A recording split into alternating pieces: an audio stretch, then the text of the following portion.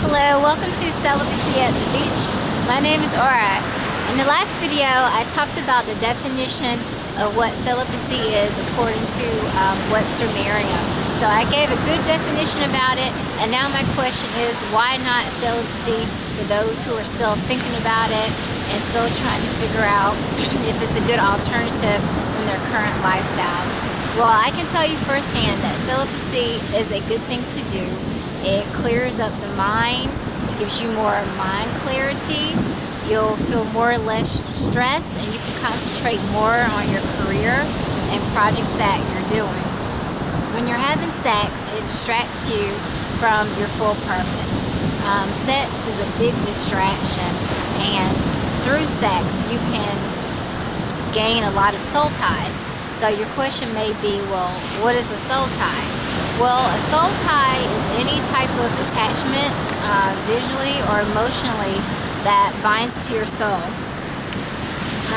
Most soul ties have an emotional bond to that person or the place or what happened to the person. So they're good soul ties and they are bad soul ties. The good soul ties are the ones that we have with family or friends.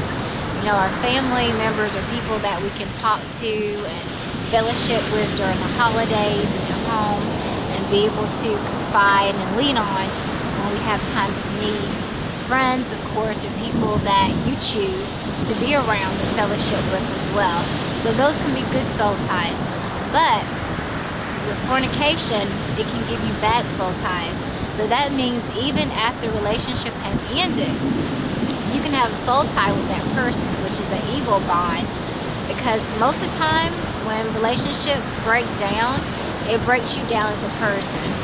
When you're not having sex with a person and the relationship ends, usually you have a tendency to not feel as bad.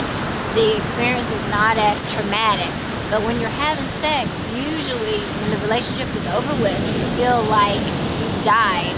You go through a grieving process, and sometimes that can become extensive and it can lead to depression. So that is where the soul tie can be evil. And there's a special process that you have to go through in shredding or destroying that soul tie. So you would need to pray about it. You would need to verbally take your soul back from that person, because when you sleep with someone, your souls become one. You become united with that person, not just physically, but also spiritually as well. In the Bible, it doesn't use words such as soul ties. That's more of a contemporary term, but it does use the word unite and join. So that's what it's referring to in the Bible. And later on in another video, I'm going to talk about biblical examples of the good soul ties and evil soul ties. And I'll also talk more about, in more depth detail, on how you can destroy a soul tie. So getting back to my original question, why not celibacy? Again, celibacy is good because you clear your mind. You won't have a soul tie to a person. And it's also good because you're being obedient to God.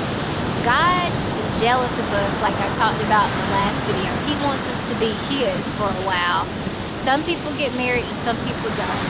That's up to God to decide. But sometimes we can get ahead of God and try to do it ourselves. And I'm guilty of that. A lot of times we feel lonely in a relationship, and most of the time we feel lonely without a relationship. So being celibate, you can make a decision to date or not to date, but either way the process can be lonely and frustrating, as I talked about in the last video. So when you're celibate,